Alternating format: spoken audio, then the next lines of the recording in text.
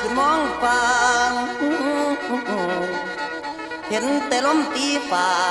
ทางอุดรก้อนเมฆแลนนกแก่นแวนแก่แจ๊ดห้องห่วงเขากะแก่เหลืองคิดอดีตสืบเนื้องเรื่องผ่านมันผ่านจิตหัวใจเอ้ยบ่อยากเก็บมาคิดแต่บ่ลืมบ่มีใดจากกันไปงานดองแล้วยังมีแววให้ได้ข่าวว่าผัวไปมักสาวป้าน้องเป็นแม่ห่างบ้างน้องให้นางเหงา